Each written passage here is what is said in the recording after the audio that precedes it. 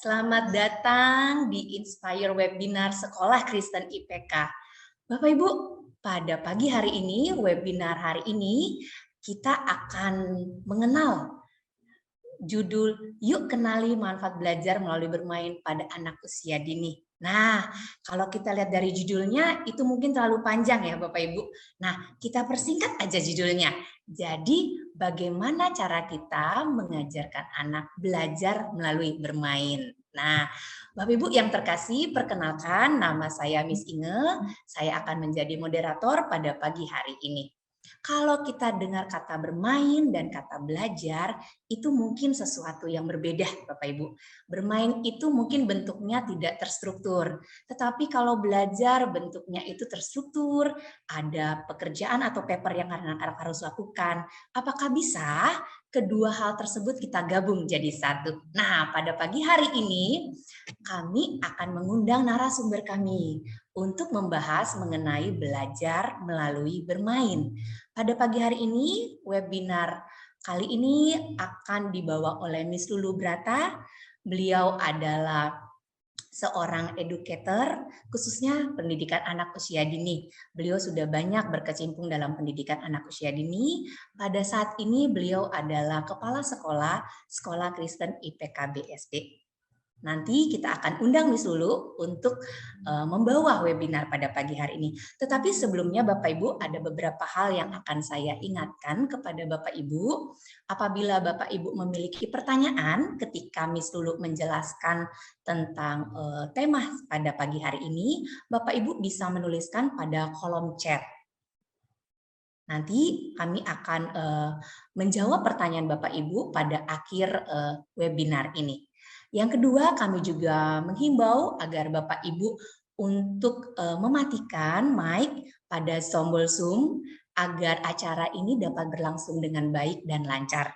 Oke, terima kasih Bapak Ibu. Saya mungkin undang Miss Lulu untuk hadir. Miss Lulu, where are you? Ya, hai shalom Miss Miss Lulu. Inge.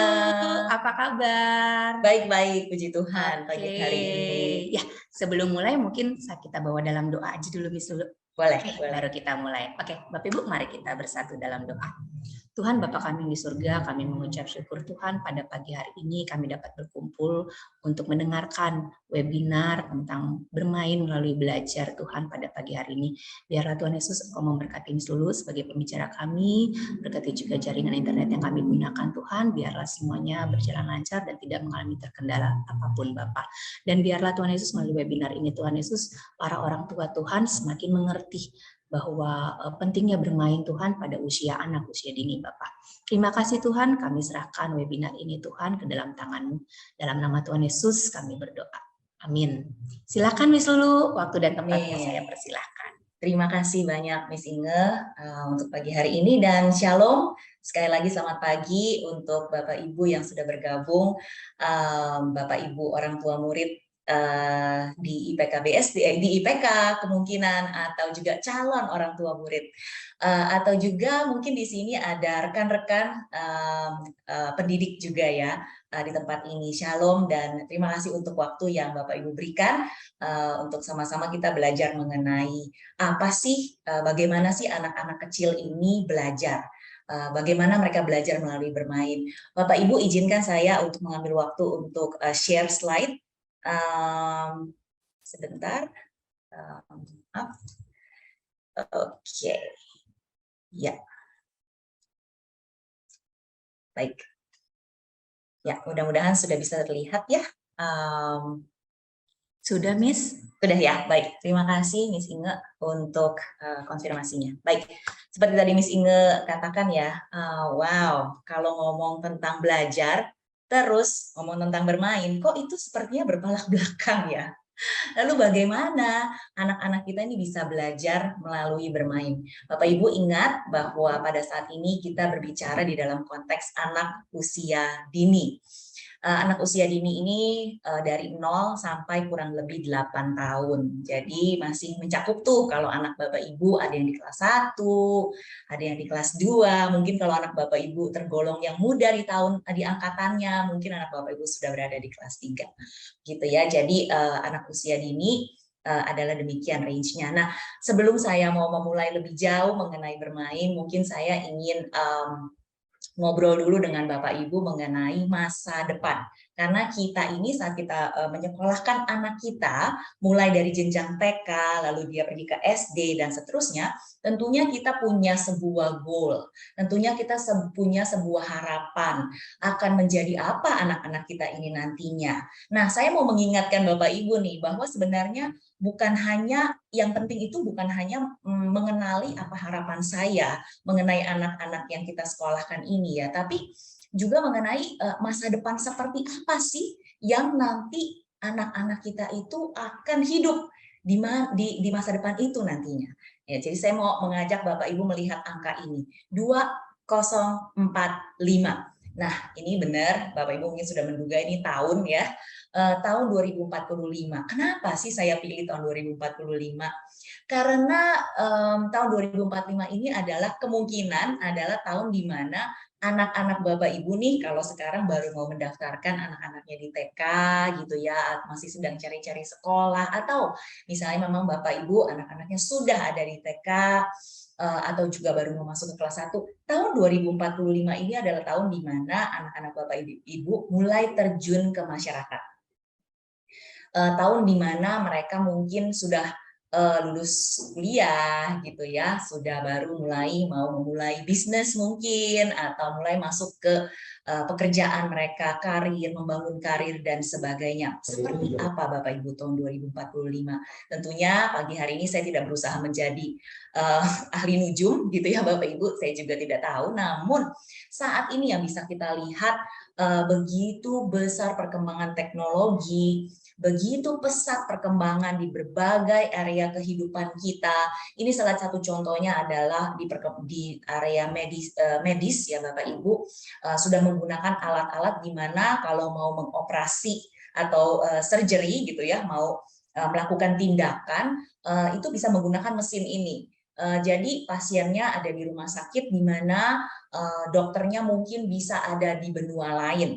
Lalu dokternya harus fasih ya tentunya dalam menggunakan teknologi ini, dan dia bisa melakukan operasi dengan bantuan mesin Da Vinci ini. Dan ini sudah ada saat ini Bapak Ibu.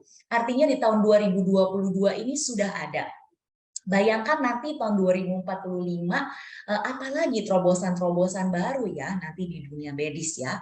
Lalu bagaimana dengan mengenai sustainability of our earth ya, dunia kita, bumi kita gitu. Banyak sekali sekarang juga teknologi yang digunakan agar kita sebagai manusia bisa menjaga bumi kita, menghemat energi dan sebagainya Bapak Ibu. Sudah banyak sekali yang terjadi saat ini, dan bayangkan apa yang dapat kita, maksudnya mungkin kita tidak bisa pikirkan apa yang bisa terjadi nanti tahun 2045 nanti. Lalu bagaimana dengan ruang angkasa?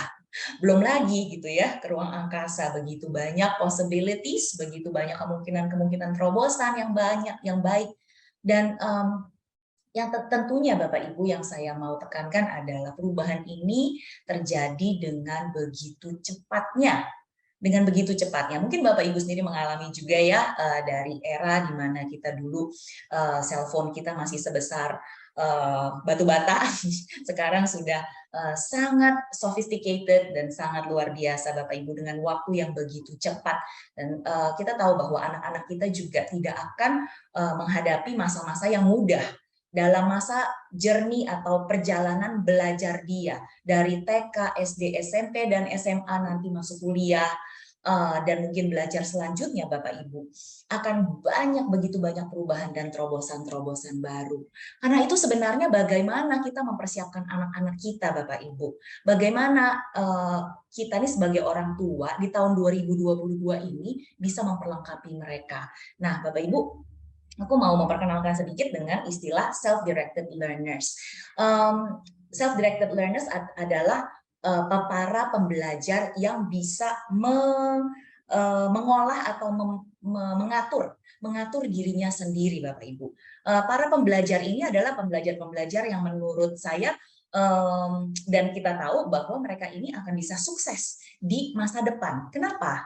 Karena orang-orang seperti orang-orang yang self-directed ini saat belajar, mereka adalah orang-orang yang menentukan goalnya sendiri. Mereka tahu kebutuhan lingkungan seperti ini, lalu mereka juga bisa men-set atau menentukan tujuannya. Saya ingin belajar tentang itu, gitu misalnya. Saya ingin tahu tentang hal itu. Lalu dia mulai berencana, dia mulai berstrategi. Oh, kalau saya ingin tahu, maka saya akan bertanya misalnya, atau kalau saya ingin tahu, maka saya harus melakukan studi atau melakukan apa gitu ya Bapak Ibu ya, atau tanya pada Google gitu misalnya gitu ya, atau baca buku ini dan baca buku itu. Lalu setelah dia melakukan pembelajarannya, dia akan mulai merefleksikan, lalu dia akan menyimpulkan, saya tadi belajar ini, jadi saya mau melanjutkan, dan dia akan setting another goal, Bapak Ibu. Nah, jadi orang-orang yang bisa mengatur dirinya dan memotivasi dirinya untuk belajar dan terus-menerus belajar, maka dia akan menjadi orang-orang atau individu-individu yang akan bisa mengikuti perubahan zaman yang begitu cepatnya, Bapak Ibu. Nah, jadi sekarang bagaimana caranya agar kita ini bisa persiapkan anak-anak kita menjadi anak-anak yang termotivasi, punya motivasi belajar sendiri, mengatur dirinya sendiri dalam belajar bagaimana. Nah, Bapak Ibu, kalau Bapak Ibu melihat gambar ini ya, mungkin kita bisa lihat dulu pohonnya nih ya. Ini adalah sebuah tanaman kecil, tanaman yang masih baru bertunas, bukan bertunas sih, baru tumbuh, masih muda gitu ya. Kalau Bapak Ibu lihat, ada dua bagian yang secara umum bisa kita lihat pada gambar ini, yaitu bagian yang terlihat di atas dengan batang dan daun-daunnya, dan bagian yang tidak terlihat dari permukaan tanah, yaitu akar-akar, sistem akarnya yang dengan batang-batangnya, dengan rambut-rambut akarnya, sebenarnya juga adalah hal yang sangat penting, bukan Bapak Ibu? Kalau kita mau mengharapkan pohon ini, tanaman muda ini akan menjadi sebuah pohon yang besar, yang bisa menjadi berkat buat banyak orang di sekelilingnya, buat banyak binatang mungkin yang bersarang di sana nantinya, mencari makan dari pohon ini dan sebagainya. Tentunya pohon ini harus dipastikan dia bertumbuh di tempat yang baik. Bukan hanya itu Bapak Ibu, namun kita harus memastikan sistem akarnya baik. Begitu ya Bapak Ibu. Sehingga kalau kita analogikan ini dan kita paralelkan dengan pertumbuhan anak kita, Bapak Ibu, anak-anak kita saat masih kecil-kecil, masuk TK, Bapak Ibu belum banyak bisa melihat apapun yang bisa dia lakukan. Misalnya, kalau mau masuk SD itu kan ya harus bisa baca, tulis, berhitung. Nah, hal-hal itu Bapak Ibu belum bisa lihat.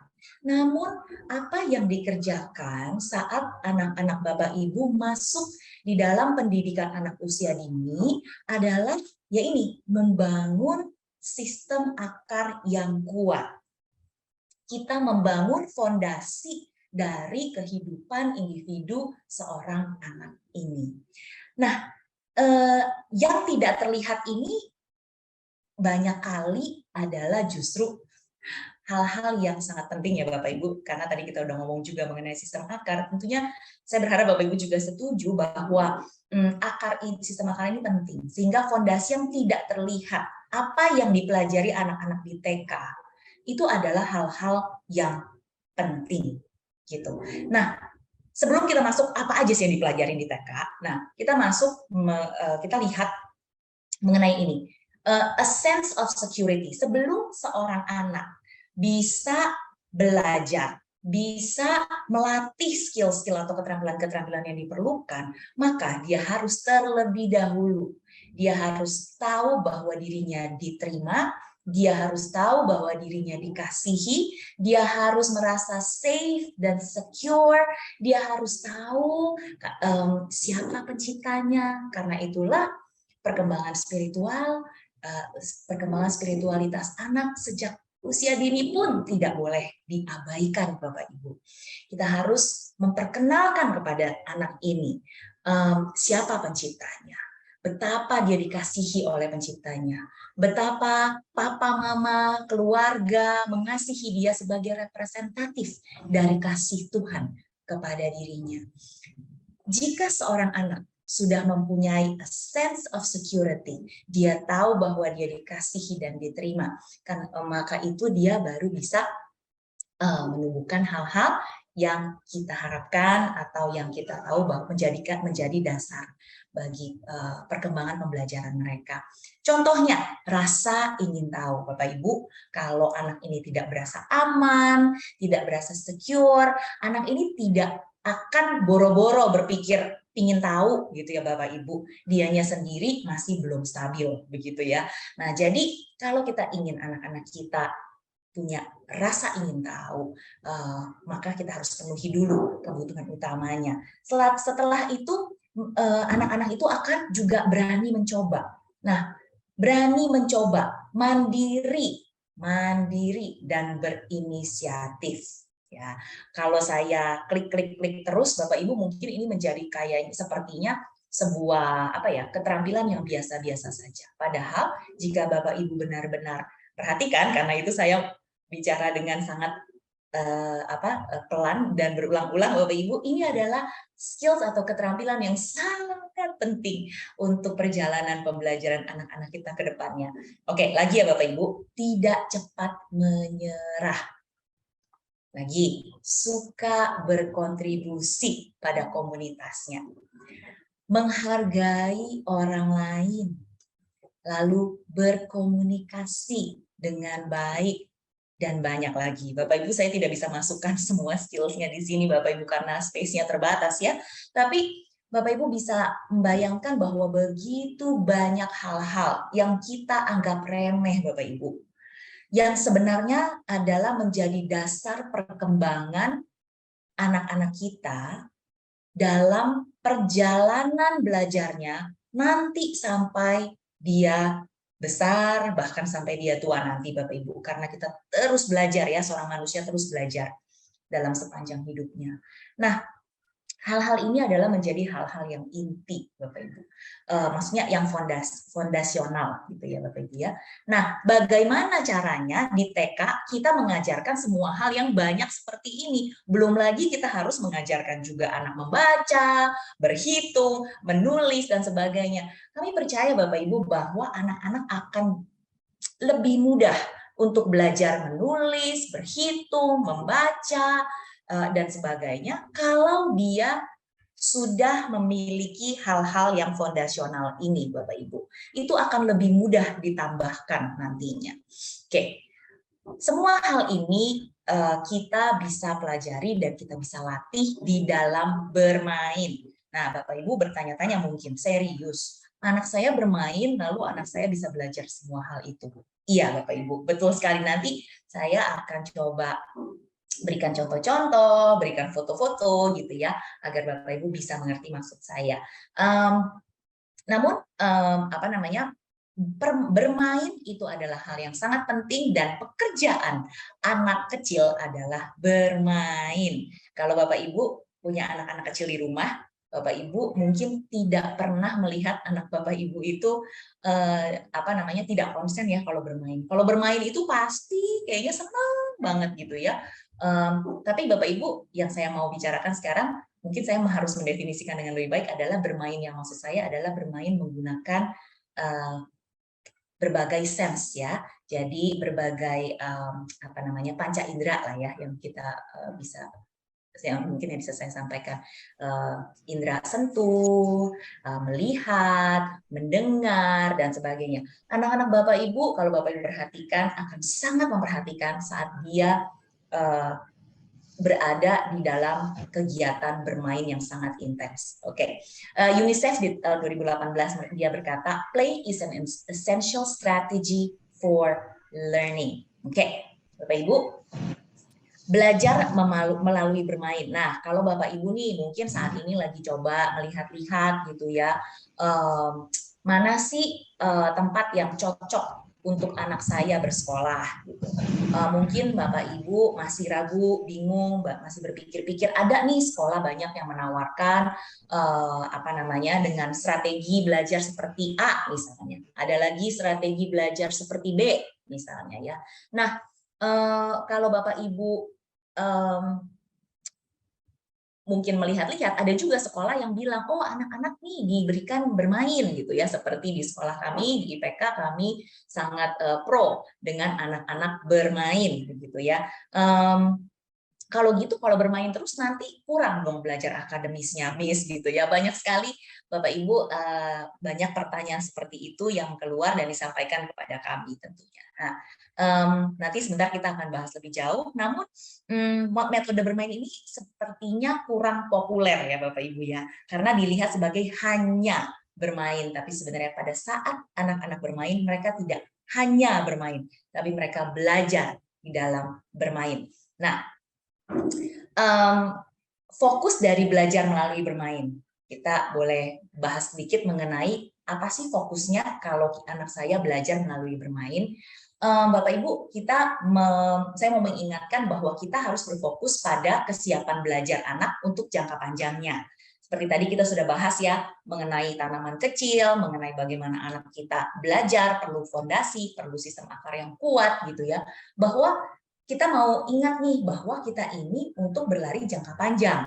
Kita ini mau anak-anak kita ini bisa endure jangka panjang. Bukan hanya kalau jangka pendek mungkin bisa diterima di SD yang bagus gitu ya, bergengsi. Terus kalau misalnya lagi jalan-jalan sama teman-temannya seumurnya, dia itu yang paling pinter, Miss gitu. Dia bisa terlihat, wow kok udah bisa baca, atau oh udah bisa perform ini dan itu dan sebagainya. Bapak Ibu, kita coba take off our eyes gitu ya, sebentar gitu dari goal-goal jangka pendek kita.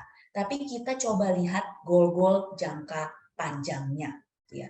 Nah, di dalam goal jangka panjang ini kita tentunya seperti tadi kita bilang mau agar anak-anak kita bertanggung jawab atas pembelajarannya sendiri. Nah, di dalam belajar melalui bermain, Bapak Ibu, kita akan memotivasi anak-anak kita untuk bisa memiliki motivasi belajar sendiri. Lalu anak-anak juga di dalam bermain ya juga melatih kreativitasnya, melatih inisiatifnya, lalu melatih kemandiriannya. Dia juga berani mengambil keputusan, dia berani menyampaikan idenya, dia juga berani bisa berusaha untuk mengumpulkan informasi yang diperlukan, pengetahuan umumnya juga jadi berkembang, dan juga di dalam bermain itu adalah ruang berlatih interaksi sosial dan pengolahan emosi. Jadi banyak sekali ya Bapak Ibu apa yang dapat didapatkan saat kita menstimulasi anak kita belajar melalui bermain. Nah, saya ingin membahas beberapa hal bagaimana hubungannya bermain dan perkembangan kecerdasan. Ini adalah beberapa hal yang bisa saya highlight pada hari ini, Bapak Ibu. Misalnya, bermain pura-pura itu mengembangkan kemampuan anak untuk memecahkan masalah. Kalau kita lihat anak-anak bermain pura-pura, misalnya dia pura-pura membuatkan makanan, pura-pura menjadi ibu rumah tangga, mengurus anak, begitu ya. Lalu dia membersihkan lantai atau menggosok baju gitu.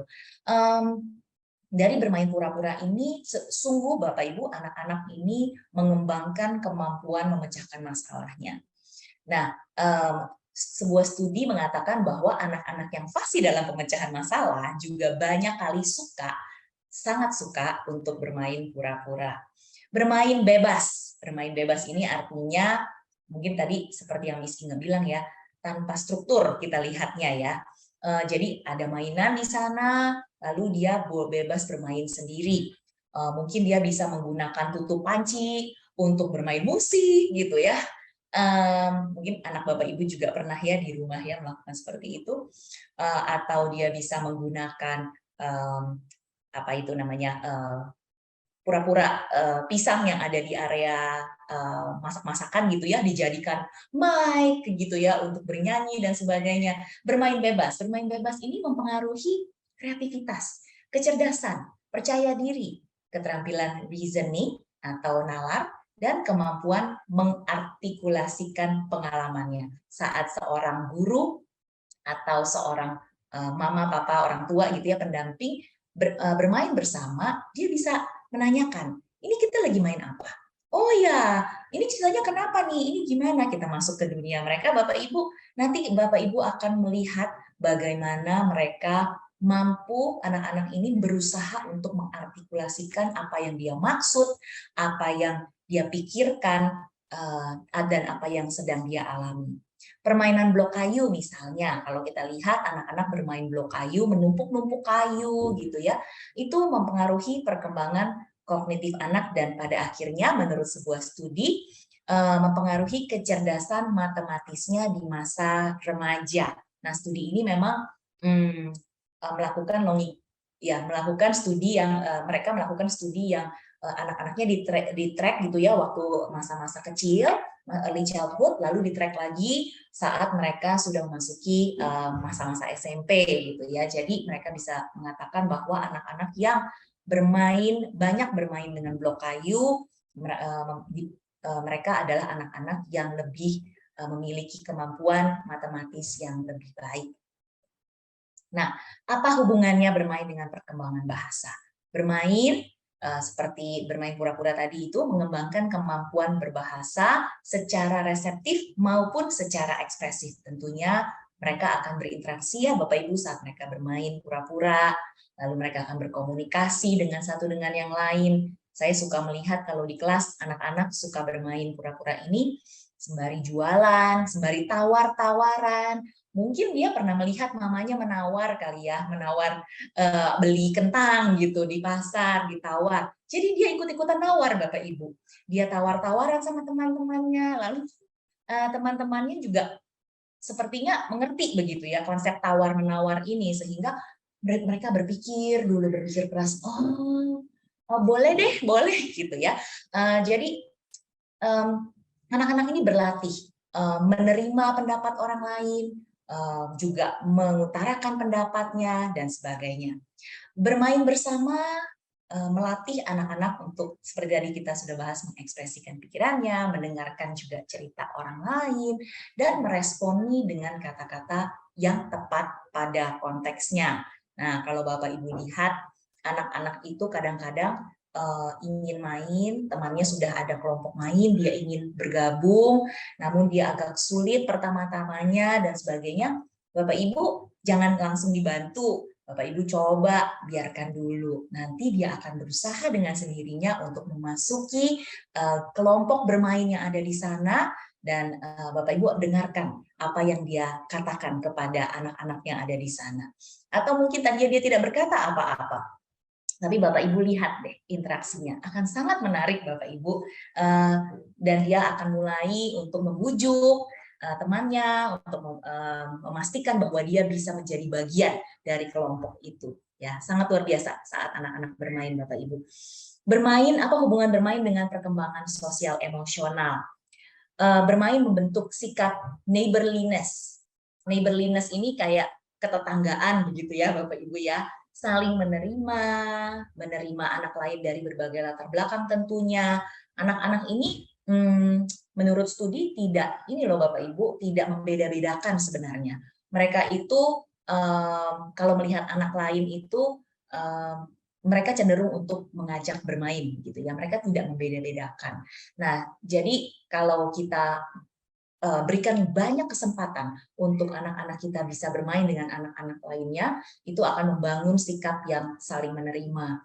Juga anak-anak ini bisa belajar untuk memperhatikan social cues, misalnya ada anak yang cemberut, nah dia mulai tahu tuh, oh di anak temannya mungkin agak sedih, mainannya diambil oleh temannya yang satu lagi, lalu apa yang akan saya lakukan? Apakah dia akan menghibur dan sebagainya ya Bapak Ibu?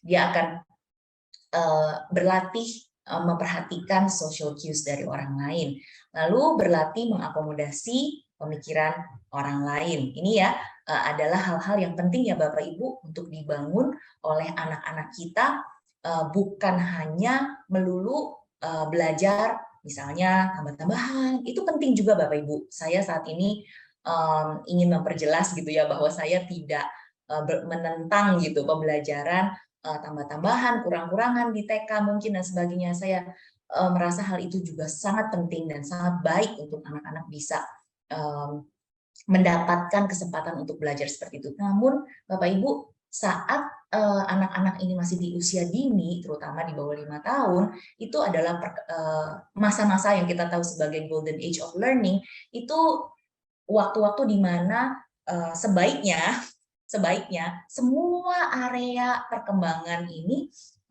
distimulasi Bapak Ibu, sehingga mereka berkembang di semua area perkembangan, bukan hanya berkembang di area akademisnya saja atau kognitifnya saja. Begitu. Jadi seperti memperhatikan perasaan orang lain itu sangat penting untuk kelangsungan pembelajaran anak-anak kita ke depannya juga. Lalu bermain bebas melatih anak untuk mengerti konsekuensi dan resiko. Jadi dia bisa nih melihat kalau saya itu sudah sempit tempatnya, kalau saya masuk lagi ke situ nanti teman saya gimana gitu ya, atau nanti apakah akan ada yang jatuh kalau saya maksain duduk di tempat itu juga misalnya ya. Jadi anak-anak ini belajar untuk mengerti konsekuensi dan resiko dalam interaksi mereka dengan teman-teman sebayanya. Juga mendorong dirinya untuk fokus dan mengontrol tindakannya. Nah, seperti tadi misalnya jika dia memutuskan untuk jangan deh kalau saya masuk nanti dia bisa jatuh misalnya, dan dia mengontrol tindakannya gitu ya Bapak Ibu. Waktu-waktu bermain sendiri, nah tidak kalah pentingnya juga. Anak-anak penting bermain dengan teman-temannya, tapi juga penting saat dia bisa bermain sendiri. Karena saat mereka bermain sendiri, mereka itu juga sedang berpikir gitu ya, dan juga kita memberikan kesempatan untuk pemikirannya terbangun, kreativitasnya, imajinasinya, kemandiriannya, juga mengokohkan emosi. Maksud saya adalah saat anak ini bermain sendiri, dia tahu bahwa oh ya saya cukup gitu, saya bisa bermain ini pada saat ini gitu ya, self sufficient. Lalu bermain dengan perkembangan spiritualitasnya, pengenalan akan Tuhan. Bapak Ibu, saat anak-anak bermain dengan bebas, saat anak-anak kami bawa keluar ke outdoor gitu ya, untuk melihat tumbuhan, mungkin kadang-kadang tumbuhan atau binatang yang kita masukkan ke dalam kelas dan sebagainya, itu memberikan kesempatan kepada anak-anak untuk mengeksplorasi dan mengagumi ciptaan Tuhan dan mengerti lebih lagi siapa Tuhan. Saat anak-anak bermain dan berinteraksi dengan orang lain, itu mengizinkan anak untuk mengalami, mencontoh, mempraktekkan bahkan kasih yang merepresentasikan kasih Tuhan. Bapak Ibu mungkin sering melihat anak-anak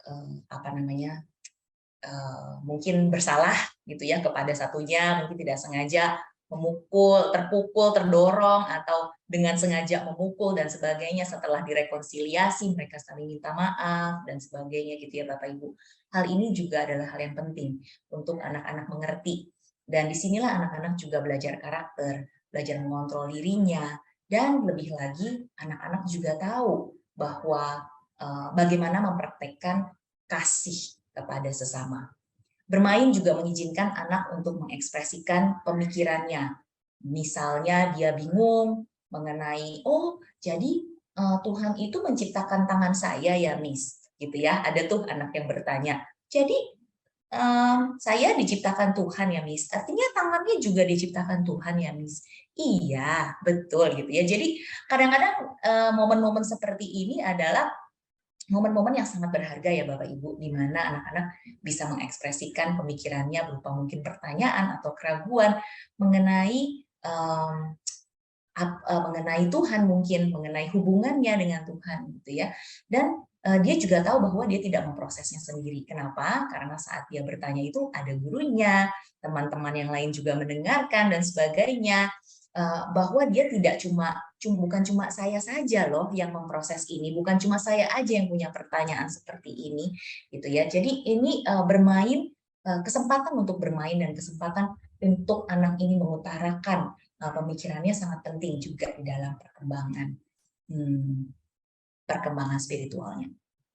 Lingkungan belajar seperti apa sih kalau kita melihat belajar melalui bermain, lingkungan belajarnya jadi seperti apa sih Miss gitu ya. Lingkungan belajarnya itu ada ada waktu-waktu terstruktur Bapak Ibu, di mana guru mengajar, murid-murid duduk di dalam lingkaran, murid-murid bisa berinteraksi dengan gurunya, namun gurunya di sana lebih banyak bercerita mungkin, atau dia mengajarkan sebuah konsep yang baru, begitu ya. Ada waktu terstruktur seperti itu, namun juga harus ada waktu-waktu eksplorasi, di mana anak-anak bisa berinisiatif dalam bermain yang berhubungan dengan apa yang sedang mereka pelajari. Karena waktu eksplorasi ini adalah waktu yang sangat perfect atau sempurna untuk anak-anak memperdalam konsep yang tadi mereka pelajari di dalam bermain, gitu ya.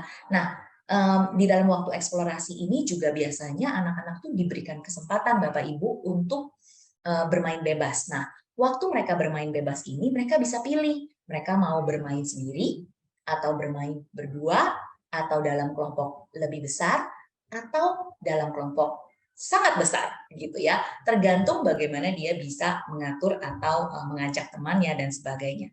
Nah, penting banget Bapak Ibu kelompok yang bervariasi ini, karena dengan demikian dia dapat punya kesempatan untuk berinteraksi dengan lebih banyak orang. Namun tidak demikian, tidak hanya itu saja, dia juga bisa tahu nih, oh teman aku nih ada satu yang kalau saya ajak main dia cuek, ada satu yang kalau saya ajak main dia menanggapi, gitu ya. Jadi dia tahu bahwa oh ada bermacam-macam orang ya, gitu. Itu juga berupa hal-hal itu juga akan melatih mereka untuk belajar mengenai berbagai tipe-tipe teman, gitu ya. Waktu eksplorasi ini, guru-guru akan juga menjadi stimulator atau fasilitator dalam pembelajaran anak. Oke, Bapak Ibu, saya rasa saya udah cukup ngomong-ngomong dari tadi ya Bapak Ibu. Saya mau ajak Bapak Ibu untuk lihat-lihat ke dalam kelas saya dan juga untuk melihat mungkin beberapa foto-foto sehingga Bapak Ibu bisa lebih mengerti maksud saya tadi. Oke, nah Bapak Ibu nih, anak-anak lagi bermain. Bapak Ibu, saat anak-anak bermain di dalam sebuah lingkungan play-based learning atau belajar melalui bermain, gitu ya Bapak Ibu, mereka tuh ya seperti tadi kita bahas, mereka punya waktu-waktu bebas untuk memilih. Nah, saat mereka memilih, gini, saat anak-anak itu berkesempatan untuk memilih sendiri apa yang dia mau kerjakan, maka dia akan lebih bertanggung jawab untuk menyelesaikan pekerjaannya itu. Atau kalau kita lihat sebagai pekerjaan, namun sebenarnya pembelajarannya itu. Oke. Nah, saat dia itu terlibat, tentunya dia akan lebih fokus ya Bapak Ibu, dan tentunya lebih banyak pembelajaran yang akan bisa mereka bawa. Seperti di gambar-gambar ini.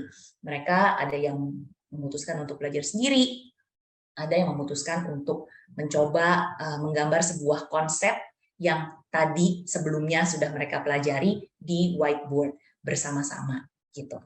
Nah, di gambar yang berikut ini Bapak Ibu melihat anak-anak ini sedang berlatih berhitung. Berlatih berhitung dan mengajak temannya ya berlatih berhitung, dan dia berhitung sendiri dan konsen benar dan fokus banget gitu ya Bapak Ibu. Jadi kalau kita lihat dengan kasat mata Bapak Ibu, anak-anak kita hanya bermain, namun mereka tidak sekedar bermain.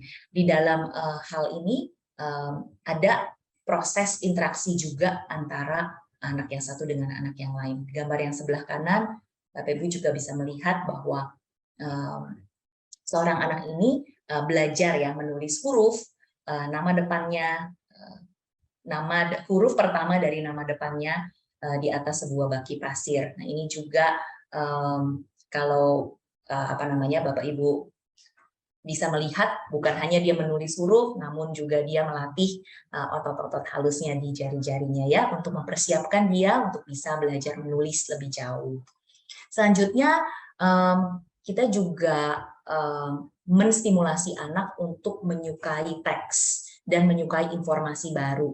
Saat di dalam lingkungan kelas, saat kita mempresentasikan mengenai sebuah konsep, mengenai sebuah tema, kemudian kita juga sediakan buku-buku yang berhubungan sehingga anak-anak saat mereka merasa tertarik dan mereka ingin tahu lebih lagi mengenai diskusi sebelumnya, mereka bisa mencari dan mencoba untuk membaca mengenai hal tersebut. Mungkin mereka belum bisa baca banget gitu ya Bapak Ibu, tapi Bapak Ibu lihat mereka sudah mulai penasaran dan mereka sudah tertarik, sangat tertarik, dan mereka membaca itu udah benar ya Bapak Ibu, bukunya tidak terbalik, ada aturan-aturan membaca ya Bapak Ibu ya, dari kiri ke kanan, membuka halaman itu dari sebelah kanan dan sebagainya. Jadi peraturan-peraturan universal ini juga mereka pelajari. Nah, Bapak Ibu, kalau Bapak Ibu melihat gambar ini, nah ini adalah gambar seorang anak, dia bukan tidur Bapak Ibu, tapi dia sangat tertarik dengan koran Bapak Ibu. Dia sangat karena kita berusaha untuk menempatkan beberapa media teks gitu ya di dalam bookshelf kita gitu, termasuk mungkin majalah gitu, buku-buku majalah dan juga koran salah satunya. Nah, dia ini sangat penasaran sama koran. Lalu saat dia membuka korannya, koran ini ternyata besar sekali ya gitu, karena anak sekarang mungkin nggak pernah lihat koran ya Bapak Ibu ya. Jadi dia sangat penasaran membuka koran dengan segitu besarnya, lalu saya bisa pakai ini untuk menutupi seluruh tubuh saya, katanya dia. Jadi dia mencoba untuk menutupi dan ternyata ketutupan hanya sebagian atasnya ya Bapak Ibu.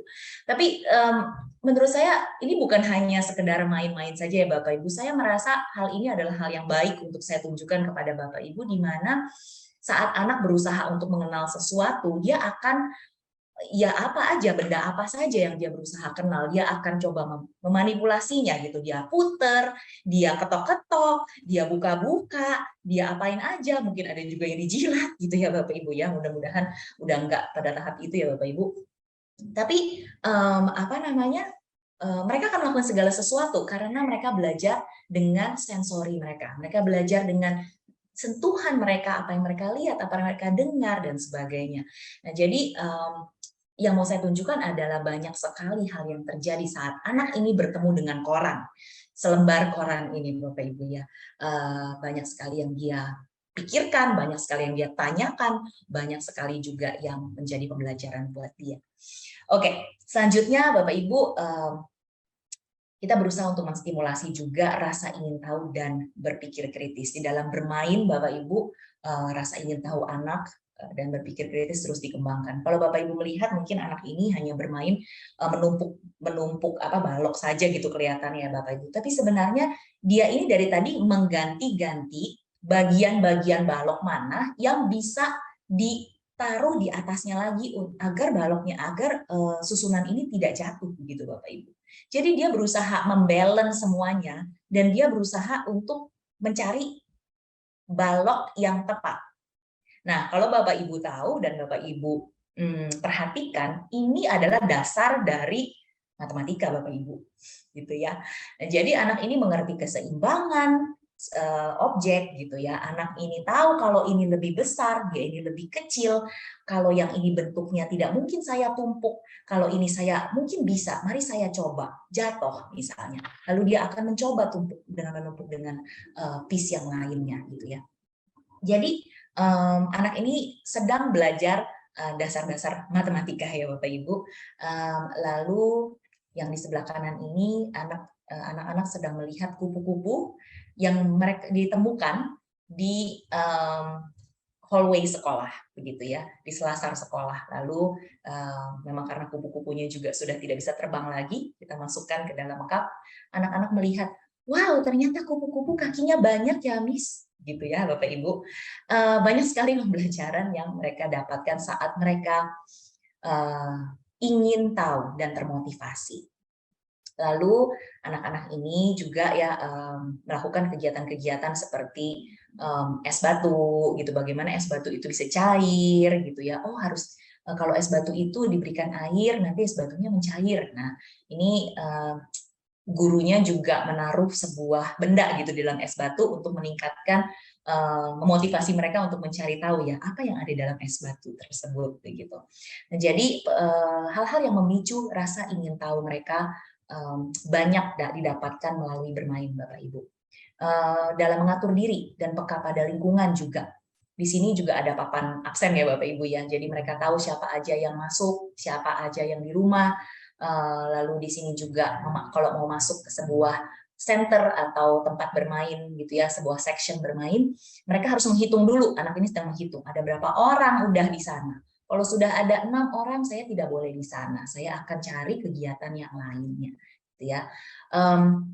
Selanjutnya mereka juga saat mereka itu memilih pekerjaannya, maka mereka akan lebih cenderung untuk bisa menuntaskan pekerjaan mereka. Dan itulah yang kita mau agar anak-anak punyai ya Bapak Ibu, menuntaskan pekerjaan mereka. Oke, di dalam ini juga, dalam bermain mereka juga bekerja sama, mereka bernegosiasi, mereka saling menegur, jangan masukin yang itu, ini saya yang berikan saja gitu, atau dan sebagainya ya Bapak Ibu ya.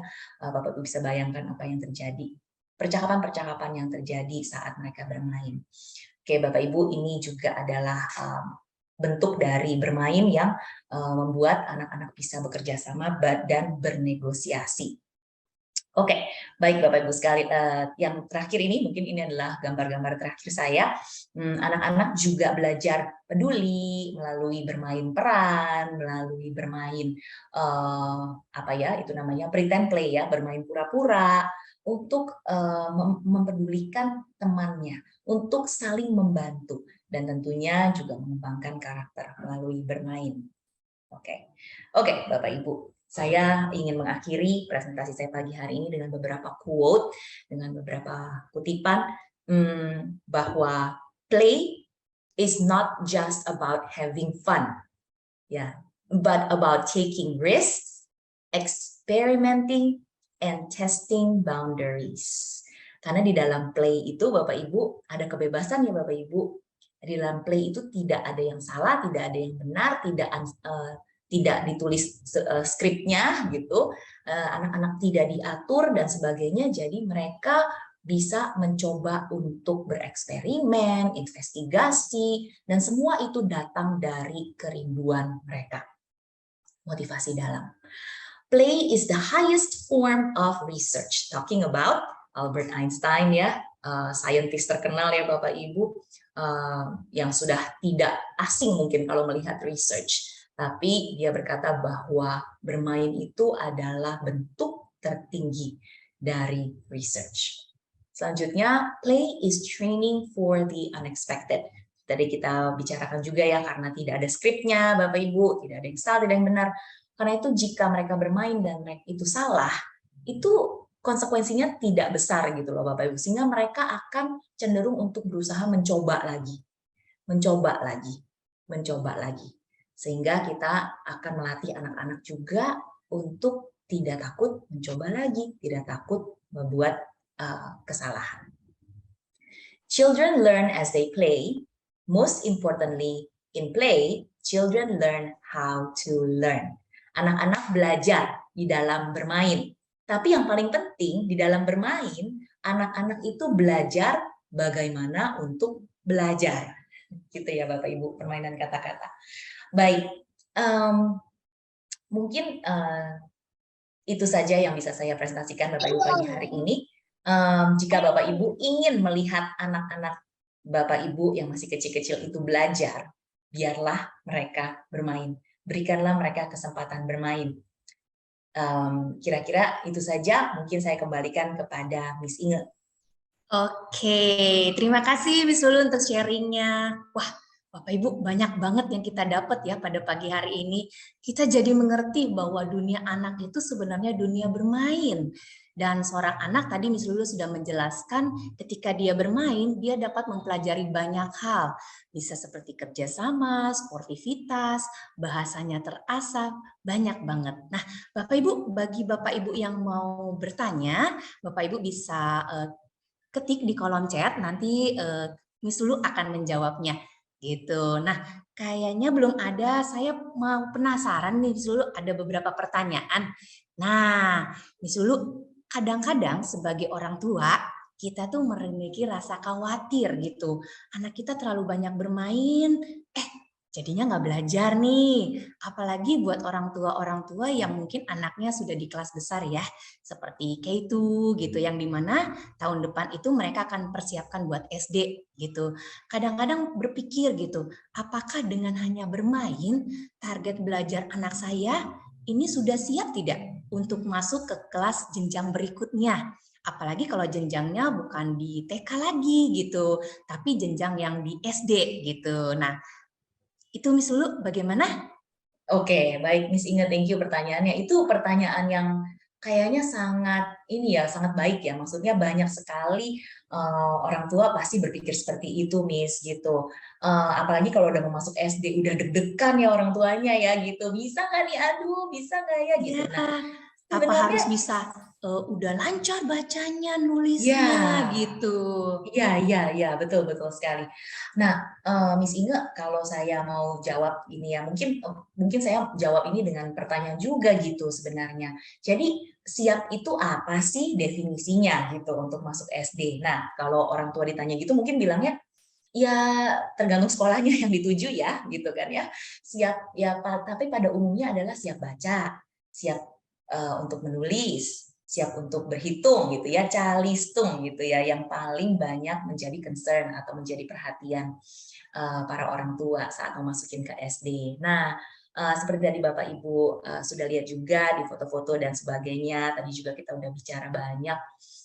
Saat anak-anak bermain, anak-anak itu justru belajar konsep-konsep dasarnya. Misalnya, Miss Inge tahu nggak kalau anak-anak di K2 itu mereka juga belajar konsep pembagian. Ayo, konsep pembagian loh, tapi bukan pembagian beneran ya, Miss Inge dan Pak Bapak Ibu gitu. Jadi bukan 6 bagi 3 sama dengan berapa gitu ya. Bukan seperti itu, Miss. Tapi mereka belajar konsepnya, yaitu kita memberikan objek, misalnya kerang-kerangan, atau tutup botol, atau apapun itu. Mereka akan memasukkan itu ke dalam kontainer-kontainer, lalu kita jelaskan bahwa yang namanya dibagi itu biasanya dibagi rata. Mau nggak kamu kalau misalnya beli kentang McDonald nih, yoilah contohnya McDonald ya, saya dapat satu, kamu dapat satu. Saya dapat dua, kamu dapat satu. Saya dapat tiga, kamu dapat satu. Nggak mau kan? Ya kan? Maunya semua dapatnya yang sama. Karena itu namanya dibagi, semua kontainernya harus isinya sama. Nah, dari situ anak-anak belajar tuh, Miss. Ada apa ya, jumlah-jumlah barang yang kalau dibagi sama rata habis. Tapi ada juga barang yang kalau dibagi sama rata ada sisanya gitu ya. Nah, itu yang pada akhirnya nanti Miss bisa memperkuat konsepnya saat mereka tuh nanti di kelas 2 misalnya. Mereka bertemu dengan pembagian begitu ya. Nah, mereka tuh oh, aku ngerti ini. Maksudnya 6.23 itu apa, aku ngerti maksudnya. Gitu loh, Miss.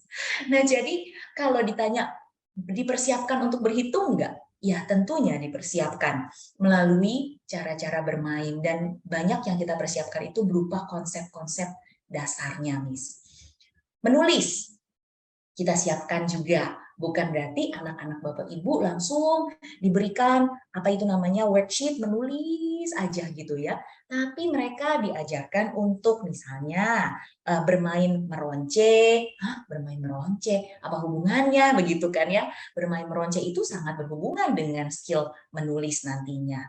Lalu anak-anak belajar bergerak dari kanan ke kiri ke kanan, tangannya disilang, kakinya disilang gitu ya. Apa hubungannya dansa-dansa dengan menulis? Sangat berhubungan Bapak Ibu.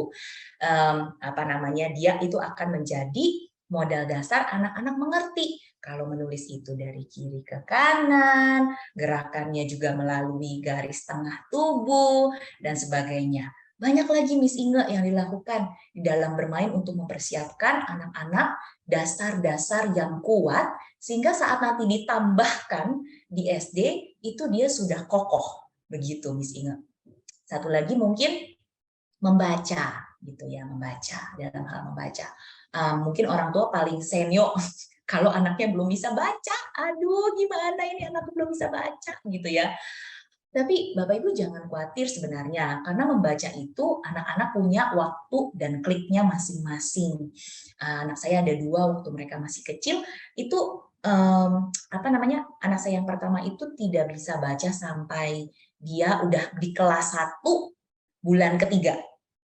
gitu ya, baru bisa tiba-tiba dia baca gitu.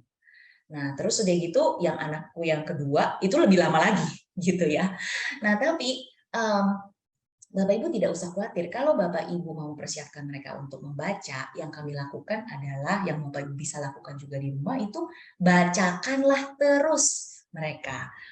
Ambillah waktu-waktu untuk membaca bersama, bercerita bersama, melihat itu ya kalau saat jalan-jalan tuh Miss lewat Ion Mall gitu ya. Mall gitu atau lewat apa gitu tempat foto kopi gitu ya misalnya ya. Bisa dibaca-baca tuh sign-sign di jalan dan sebagainya gitu ya. Di sekolah pun disiapkan hal-hal permainan yang bisa mendukung konsep-konsep untuk mempersiapkan dia untuk bisa membaca. Begitu, Miss Inge. Oke, thank you Miss Lulu. Oke, kita sudah ada pertanyaan Miss Lulu. Nah, pertanyaan ini relate sebenarnya dengan pertanyaan saya gitu. Nah, pertanyaan saya berikutnya itu bagaimana tadi Miss Lulu kan sudah menceritakan playbase di sekolah. Nah, bagaimana playbase ini kita bawa ke rumah gitu. Seperti kita tahu kalau di sekolah kan permainan banyak ya Miss Lulu ya yang edukatif. Nah, kalau di rumah tuh seperti gimana gitu, dan masuk ke dalam pertanyaannya Ibu Faustin Raharja di sini. Permainan seperti apa sih gitu yang sesuai dengan usia anak saya gitu. Contohnya apa saja Miss kalau saya mau melakukan permainan bebas di rumah gitu. Oke, wow, baik, baik, baik. Thank you Miss Inge dan juga Ibu Fauzi tadi ya. Ya, dari IPK Balikpapan, maminya Gwenet. Oke, baik, baik. Terima kasih untuk pertanyaannya. Wah, itu pertanyaan yang bagus sekali. Memang sih kalau di sekolah tuh banyak mainan gitu ya. Di rumah mainan apa? Nah, mainan yang ada saja Bapak Ibu. Nah, jadi bukan berupa mainan, kadang-kadang benda-benda sehari-hari Bapak Ibu gitu ya. Jadi kami juga di sekolah berusaha untuk tidak membelikan mainan-mainan yang hanya punya satu fungsi begitu Bapak Ibu. Karena kalau punya satu fungsi itu sangat rugi ya. Mainannya udah mahal-mahal, biasanya dibuat di pabrik begitu ya dan sudah mulus gitu dan fungsinya ya cuma itu saja gitu. Tapi kami bahkan sekarang ini lebih bergeser ke arah menggunakan objek sehari-hari atau barang-barang sehari-hari ya. Tadi seperti kita cerita ya, kerang-kerangan, tutup botol, atau kalau di rumah adanya sendok kecil, sendok es krim yang biasanya kita suka kalau nggak kepake kita simpen gitu ya, pernak-pernik yang nggak kepake. Atau bahkan kalau keluar rumah gitu misalnya suka iseng petikin bunga gitu ya, terus atau pakai apa itu namanya batu-batuan dan sebagainya. Itu adalah barang-barang yang sangat mungkin untuk dijadikan bahan atau media bermain dalam bermain bebas, Miss, begitu. Nah, jadi Bapak Ibu jangan khawatir. Saat Bapak Ibu saya bilang hanya padahal bukan hanya, punya barang-barang itu Bapak Ibu kasih aja ke mereka. Bapak Ibu pertama-tama mungkin harus menginspirasi ya, bagaimana gitu. Cuma Bapak Ibu harus memberikan dia itu apa ya? Keterbukaan, maksudnya artinya gini, bukannya gini loh cara mainnya, misalnya sendok. Ini cara mainnya begini. Bapak Ibu tidak usah bilang bahwa sendok itu hanya bisa dipakai satu cara gitu. Tapi bilang aja bahwa ini cara mami, ini cara papi, tapi coba kamu cari cara kamu mainin sendok ini bagaimana gitu ya. Dengan terbuka seperti itu, dia akan tahu bahwa oh, wow, interesting, sangat menarik gitu ya. Saya bisa mengeluarkan ide-ide nih. Saya mau pakai mainan ini untuk disusun jadi bangunan misalnya dan sebagainya. Nah, jadi mungkin kalau Ibu Fauzi tadi bertanya mengenai contoh-contoh permainan, Ibu mungkin di rumah bisa menginspirasi dari benda-benda sekitar yang Ibu punya, bagaimana cara mainnya, entah itu mau dihitung, entah itu mau dibedakan atau dikategorikan, entah itu mau digabungkan dengan objek sehari-hari lainnya, lalu dikocok-kocok, diaduk-aduk dan sebagainya ya Bapak Ibu ya, gitu. Apa saja diinspirasikan. Nanti kalau Bapak Ibu mau tujuannya adalah menstimulasi permainan bebas, berikanlah selanjutnya waktu dan tempat kepada kreativitas anak-anak. Mungkin itu yang bisa saya jawab. Oke, thank you Miss Lulu. Intinya anak-anak itu penemu-penemu cilik ya. Apapun yang kita kasih mereka bisa jadikan mainan. Betul sekali Miss Inge. Oke, ya ada yang terakhir Miss Lulu ini Semoga menjawab ya Mama Gwen tadi. Oke, yang berikutnya Miss mau tanya, gimana cara mengajarkan phonics melalui bermain gitu. Karena phonics Phonics. mungkin karena ada bahasa, ada huruf gitu. Oke, baik, phonics ya. Sangat spesifik pertanyaannya. Phonics ini kan memang khusus untuk kita membantu agar anak-anak kita bisa membaca, terutama di dalam bahasa Inggris ya. Kalau phonics yang di sini ya. Nah, jadi kalau phonics ini memang tentunya kalau saat kita mau mengajarkan pun kita harus ya agak-agak mengerti gitu ya, bunyi-bunyi hurufnya mungkin, lalu penggabungan-penggabungan atau blending-blendingnya gitu ya. Nah, kalau ibu memang sudah mengerti mengenai hal ini, melalui bermain itu bisa dilakukan melalui membaca. Jadi membacakan cerita atau bermain kata-kata begitu. Nah, jadi misalnya dengan bermain dengar-dengeran gitu. Kalau saya bilang apa namanya, yuk kita cari benda-benda, nama-nama benda yang bunyinya gitu, yang punya bunyi gitu ya, huruf A bunyinya gitu kan ya. Cat, oke, cat. Ada lagi nggak? Ada lagi nggak? Bag, oke, bag. Ada lagi nggak? Ada lagi nggak? Gitu. Jadi permainan kata-kata dengan melihat barang-barang di sekitar mungkin gitu ya. Bisa juga dengan cara membacakan buku. Nah, sekarang itu banyak sekali Ibu dan Miss Inge ya, Bapak Ibu semua juga. Buku-buku mungkin yang ada atau mungkin passage-passage yang di internet yang bisa dilihat yang berhubungan dengan suara-suara phonics yang memang pada saat itu ingin diajarkan kepada anak-anak gitu.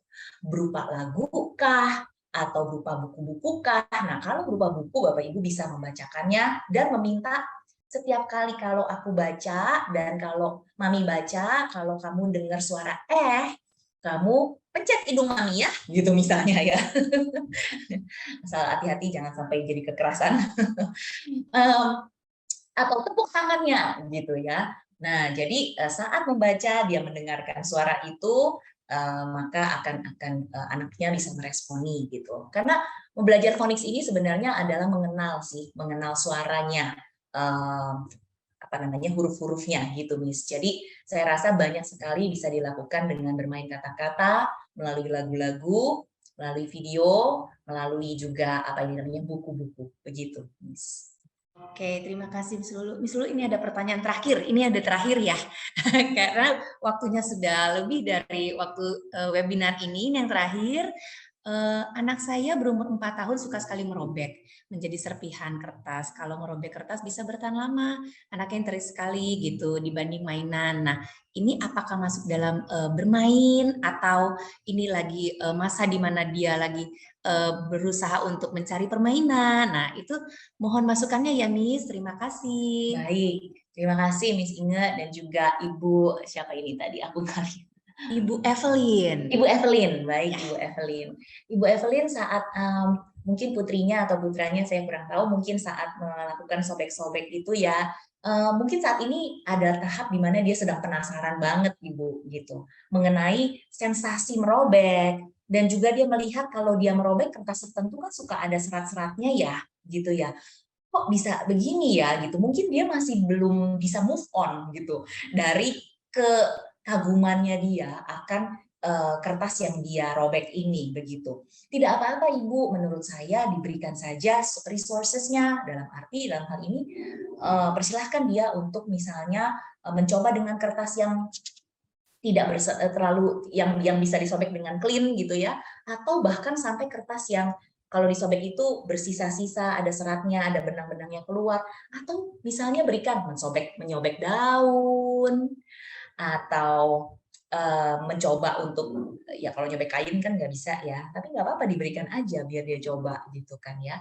Atau ada kertas ini loh Ibu, kertas minyak yang biasa kita buat kalau masak gorengan tuh ya kan, yang warnanya coklat itu. Nah, itu kan juga tuh sensasinya berbeda ya saat dia merobek kertas. Nah, nggak apa-apa Ibu, berikan saja berbagai jenis kertas yang dia bisa coba, mungkin dia juga bisa ditantang, apa yang kamu bisa buat dengan kertas-kertas yang sudah dirobek-robek ini gitu. Mungkin dia akan membuat sebuah mozaik, membentuk binatang yang dia sukai atau membentuk bentuk-bentuk lainnya yang mungkin dia sukai juga.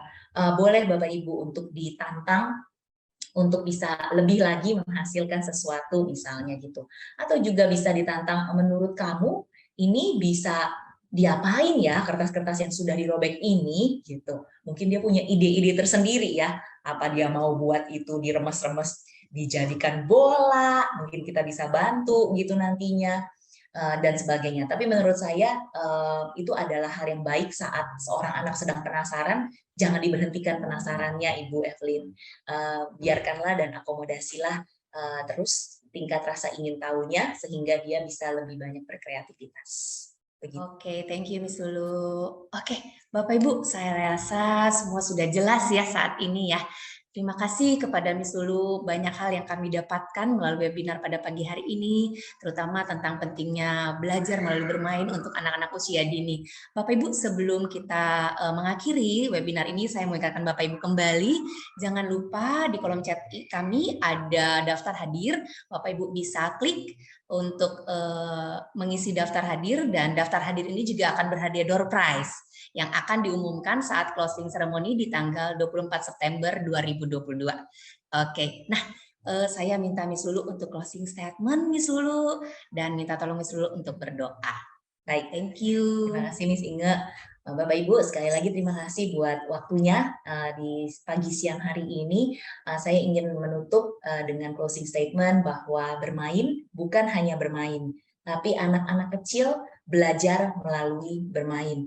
Jadi berikanlah waktu untuk dia bermain dan luangkanlah waktu Bapak Ibu untuk bisa mendampingi dia bermain. Bapak Ibu akan kagum melihat bagaimana Tuhan sudah memperlengkapi anak-anak kita ini untuk punya rasa ingin tahu yang sangat luar biasa, dan dari sanalah itu akan menjadi modal dasar bagi anak-anak kita ini untuk belajar di jenjang-jenjang yang selanjutnya.